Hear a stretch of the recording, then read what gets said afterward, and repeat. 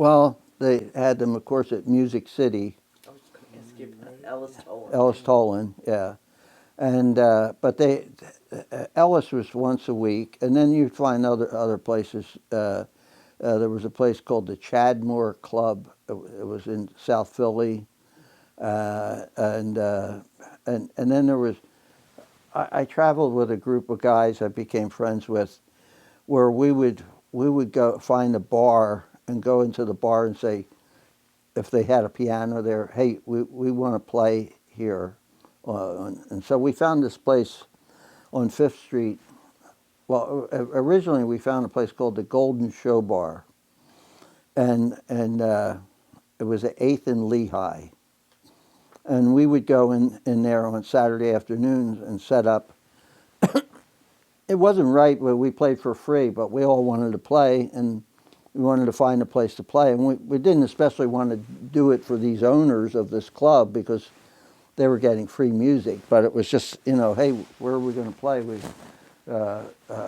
So we would set up in there, and then it attracted some attention, so people from other areas would come and start, and it became kind of popular. And then we had another place at Fifth and Rockland called Gene's Pub, Gene apostrophe S, pub, and we would play there in different places like that. Who were the other guys that you were running around with at the time that were other musicians, and what did they play? Well, there was a guy named Bob Mojica who played the trumpet. He lives in Detroit now. He was a very good trumpet. But we also got. I got involved with Jimmy DePriest. Do you know who Jimmy DePriest was? Jimmy DePriest was at one time was a drummer. Eventually, he became a famous classical orchestral conductor.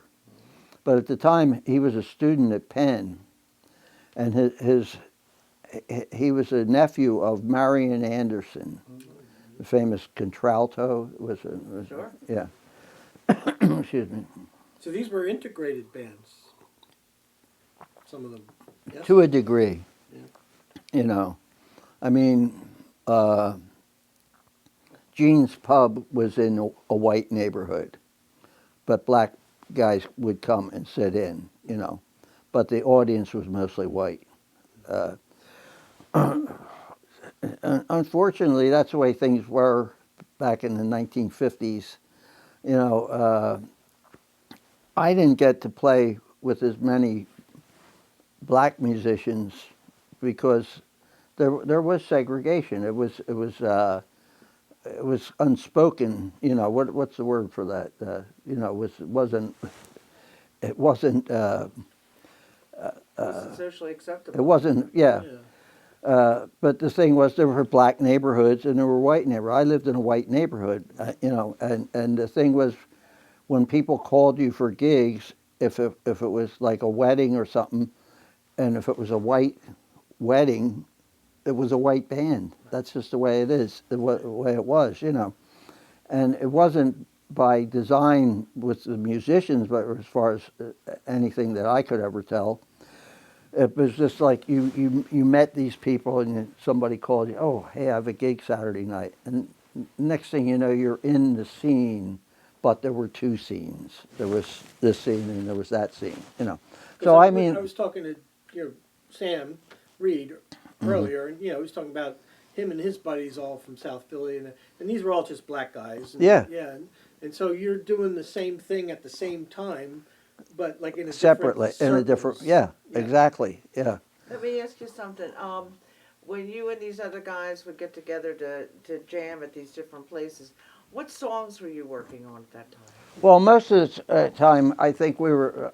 I remember learning all the Clifford Brown, Max Roach tunes. Jordu and all those tunes that they came out with on that one album, Joy Spring. That was particularly popular.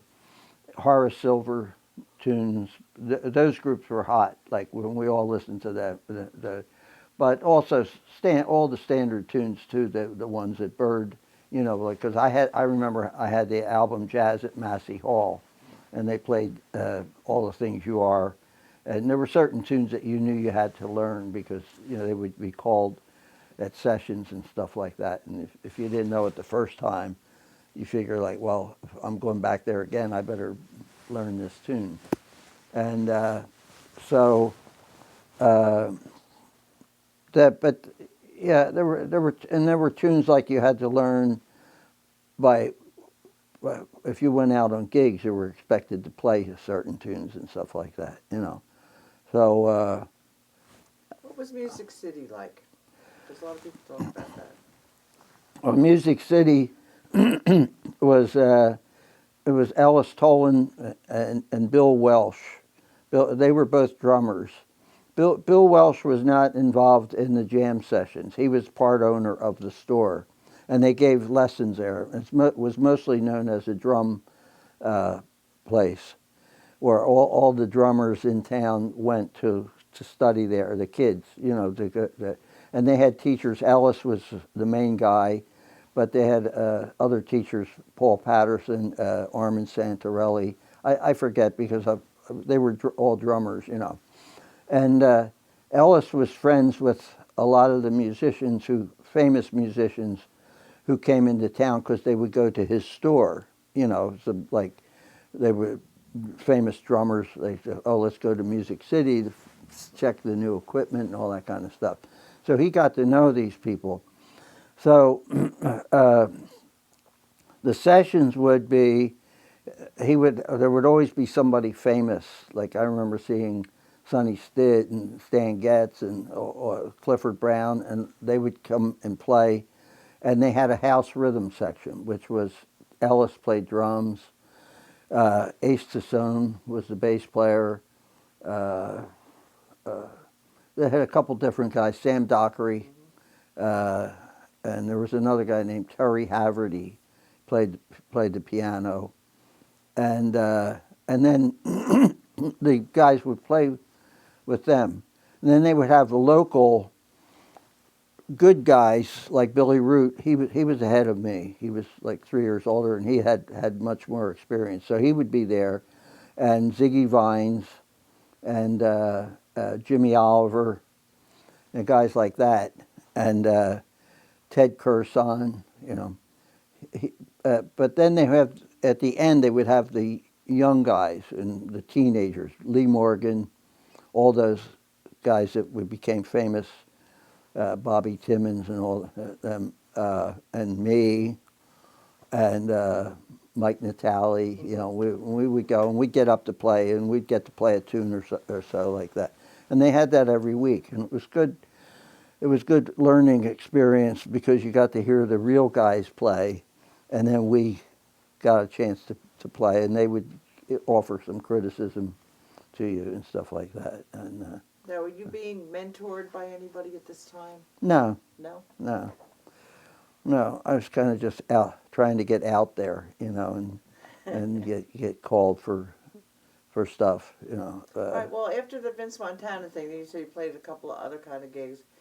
Was this close to the time when you were called for Woody's band? Yeah, well, then that kind of, I played around in Philly after I left Vince Montana's band, I played around in Philly, just whatever came up for, well, I guess it was like maybe 3 years, and then I got a chance to go with Woody Herman, and I went on the road with that band.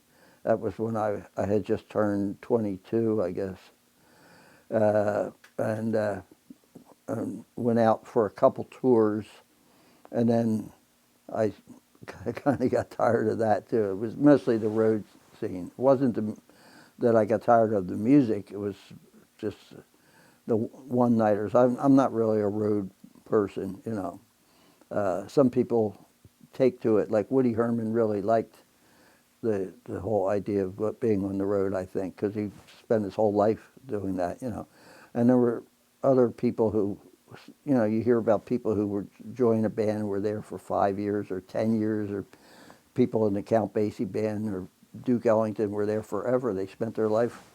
But I didn't really care that much for it after a while. So I came back home. And How much did that pay? well, when I first joined Woody's band, it paid $135 a week. So nowadays that would be, I don't know, like 1,000 or something like that. So people say like $135. How could you live on that? Well, everything was different then, and actually nobody really cared about what it paid because we were young guys. Like, hey, this is a chance to go with a famous band, and if they had said it paid $100 a week, I would have gone. So eventually, I think I got a raise, and it went up to $150 or something like that. How did you get tapped for the band? Did you audition for it, or did a friend say? Well, this is a story I've told many times.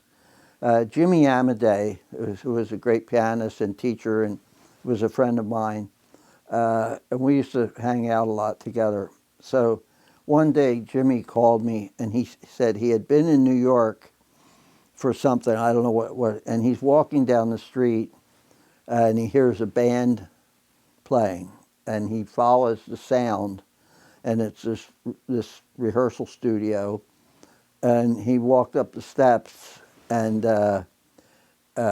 he sees a big band playing, and he asked somebody, whose band is that? And they said, Woody Herman. But Woody was not there. So they had this guy, Nat Pierce, he was a big-time arranger for Woody Herman. At one time, he had played piano in Woody's band, and he became one of Woody's top arrangers. And he was putting a band together to go on the road the following week.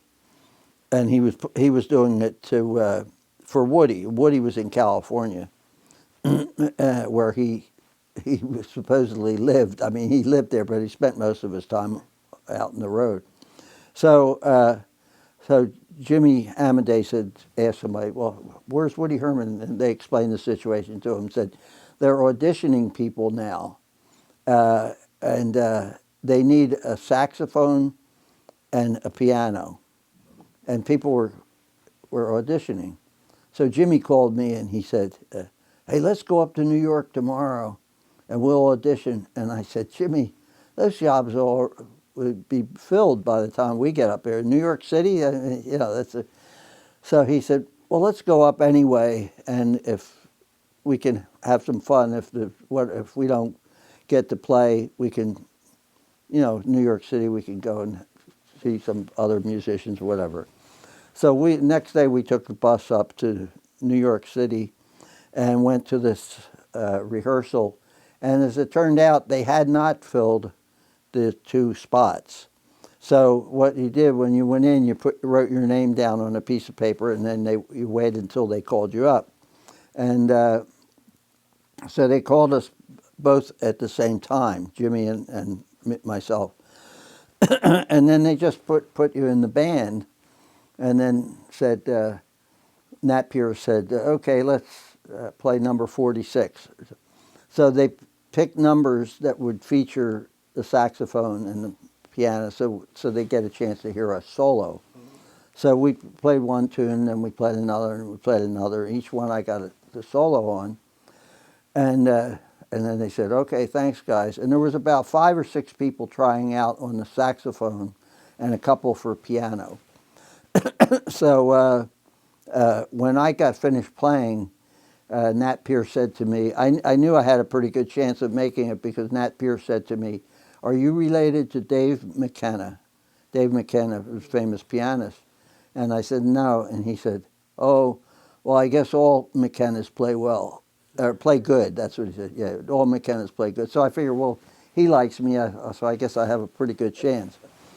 So after we left, and Jimmy and I hung out in New York, we went to eat or something, and then went home, and a couple days went by, and I remember being in my house and the phone rang, and the guy said, oh, you've been chosen to play with Woody's band, and here's the deal, it pays $135. You have to be in New York on Sunday morning at the Greyhound station. No, I remember what it was. Jimmy and I went on a Greyhound bus to New York, and then they had rented cars. They didn't have a bus. They had rented cars, and so that night we went on and left for the first gig was in Jackson, Mississippi. Whoa. Yeah, What did your mother think when you got that job? I don't know. Because I mean, if they were disappointed about you not finishing high school and here you are in Woody Herman's band. Yeah. I don't know what she thought about all that. What you was know, her name? my mother's name was Laura. Laura? Okay. Yeah, So this is 1950. 1959. Yeah, Okay. yeah, Okay, right. You're October 22. October of 1959. So So the big band era is kind of over, right? I mean, the big band era is kind of had peaked. yeah, But you were still. it was not the best of times for big bands. Yeah. In fact, the first gig that we played when we went to Mississippi was at VFW Club. And a guy approached me the first night at that gig when we took a break, and he asked me where I was from, and I said, Philadelphia. And he said, is it true that people live in houses that are connected to each other? And I said, yeah, I live in one of those houses. and anyway. And then the next question was a racial one. Is it true that he didn't use the word black. People live in the same neighborhood together? And I said, yeah. And he just went, yeah, he didn't get that. And then I thought, that was a shock, cultural, awakening, like, oh, here I am in Mississippi now, and Well, were most of the I had seen some of that before when I was in Savannah, Georgia. That was very evident down there at 1955 with Vince's band. Yeah, now were most of the guys in the band the same age as you? most of them were. Yeah, You see that Woody's band was like an incubator band. A lot of young musicians would Yeah. would play. All right, now, and you played for how many tours? 3 with Woody. How many tours did you do? well, there was all a tour. The first time we played 50 some nights straight without a night off, but we went through the South and the Midwest, and it got to be Christmas, and so Woody broke up the band, and he said, I'm going home for the holidays, and he went he lived in Hollywood in California. He actually lived on Hollywood Boulevard. So after the holidays, they reformed the band in January with some different people, and I joined the band then, and went back for a while again. So all told, I was there for maybe 6 months. So then we went through the same kind of thing. It was down south, mostly in South and the Midwest when I was with the band. I had hoped that we would get out to California because I had never been there, but we didn't. And most of the gigs were, like Jack says, it was a bad time for bands. So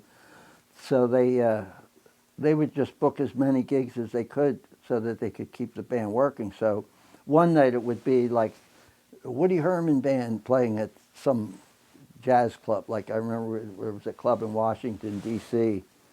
I forget what it was called, but we were the featured band.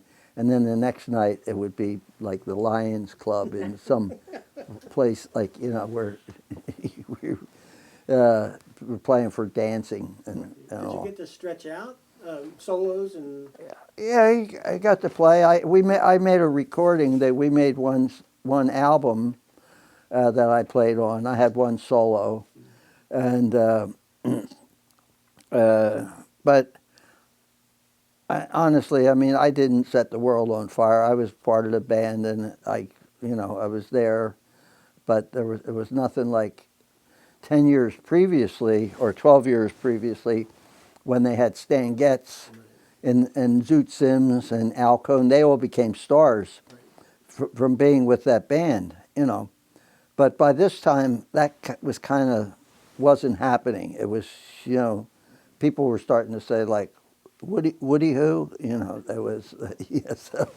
Let me ask you, what happened? What were the main clubs, jazz clubs in Philly at the time when you got done with Woody's band, and now you're back in the city, right? Yeah, Pep's, the Showboat, they were the two main spots. And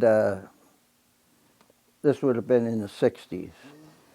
Well, they had started in the 50s, but they still carried on. There had been a Blue Note, but I think that burned down. And then there were other places that popped up, but they were the most enduring ones. Now, did you play any of those places, or? No, I did. I had a couple experiences like sitting in. Sonny Stitt asked me to sit in with him. That was at the Showboat. Can you tell us about that? Well, yeah, there was another club, which was on the corner of the southeast corner of Broad and Spruce. It was called the Underground. And at one time before that, it had been called the Rathskeller. You had to walk down steps to get into the place. This is what became the 309 South Broad, right? Is this the building that became Gamble and Huff's? Well, right, Gamble and Huff was right down the street, a couple doors down. Yeah, Okay. yeah. But this was, you entered on Spruce Street, and you actually had to walk down steps to get into it. And one time it was called the Rathskeller. And there they had shows, like variety shows, and I played there when it was the Rathskeller. But then they redid the place, and it was reopened as the Underground. And excuse me, and it was a jazz club. And at the time I played there, I didn't know this, of course, at the time, but Bill Cosby was a bartender there. But that came out years later because nobody really knew at the time who Bill Cosby was. We were the same age. He was born a week before I was. But anyway, I found that years later reading about that. He was one of the bartenders there. And I think he was still going to Temple or something. And he was at night doing, So I had played a gig there. And then I had a friend who was a drummer. His name was Mitchell Fine. And he passed away when he was very young. He made one record with Trudy Pitts and Pat Martino. You can look it up, Mitchell Fine. He never became well known, but he did make that record. And so anyway, he came to see me this night and after we went to the Showboat, and Sonny Stitt was playing there. And so somebody told Sonny that one of those guys over there is a sax player. And we were sitting at the bar. And I had my horn, like I'm sitting at the bar, and I had my horn between my legs. So he came over and he said, "Are you the horn player?" And I said, "Yeah." He said, "Get your ass up there." It's this way he said it. So if I had any sense, I would have been scared. But I said, yeah, I want to go out and play with Sonny Stitt. And later on, I found out, like, he used to kind of destroy some people, like, What'd you play? Well, we went up, and he said to me, what do you want to play? And the only tune I could think of for some reason or another was Melancholy Baby. And the fact is, like, he and Bird had both, that was one of the tunes that they played. People always joke about that tune, you know, and people, they make fun of it.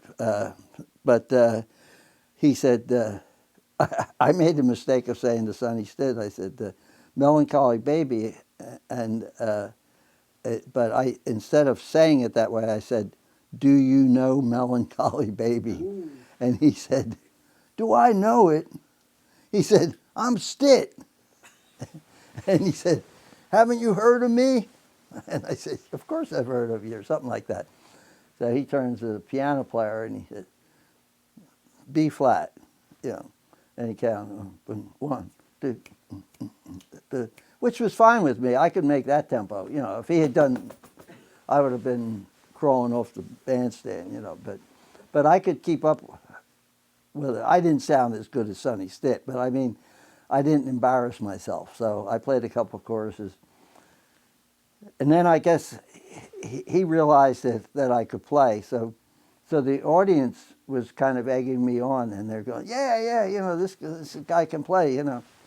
So Sonny made sort of a show of it. Like so he would go like, I'd play something, and he'd go, you know, and then so then he would start trading fours. So he'd go and he'd do this, and so I would take four, and then so at one point he did this trick fingering on the saxophone, bop, bop, bop. So I did the same thing, and then he would go like this. So it became kind of, and the audience ate it up. You know, they loved it. They said, "Oh, this kid is, you know, he's messing with Sonny, I guess." You know, so we played through that tune, and then he said, "All right, let's play blues in D flat."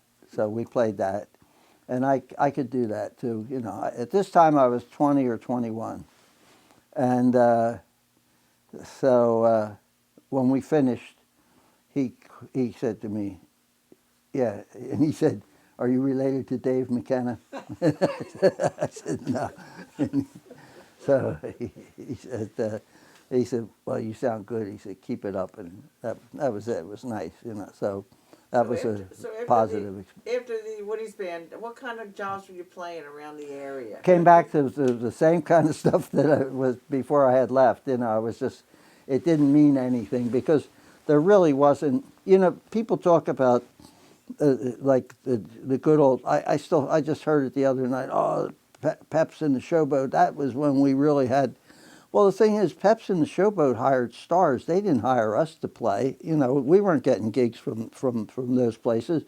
I think it's a healthier scene now than it was back then because most of the jobs that I was playing were with these, what we say like commercial or rock and roll gigs, you know, not exactly doo-wop, but I played with this one guy, they used to call him Spoons, and he played, did all Fats Domino tunes, and I love Fats Domino, but it wasn't the kind of thing, you know, but it wasn't the kind of music that was conducive to a jazz saxophone. You know, you're playing, and he's doing, you know, I found my thrill, you know, and after like a whole night of that, and that was the kind of gigs they was playing. You know, if you played, like a lot of times I had one place where I played where the owner of the club said that I didn't move around when I played, so they wanted me to be replaced with somebody else, you know. So there was a lot of that stuff going on. Now, in Philadelphia now, to just jump ahead for a bit, there's a lot of places that we have to play and that we're, you know, and that wasn't like that back then. So when people say about, yeah, we had the Showboat and Peps, they're talking about Miles Davis and you know, and Sonny Stitt and Stan Getz and all the people who were stars then. We went to see them, but we didn't get to play. I mean, there might have been a few people around at the time, like Jimmy Golden and Sam Dockery and those, they got to play. But for most of us, they were places that we went to witness the music, you know, that was going on, you know. But there weren't as many places to play for me anyway.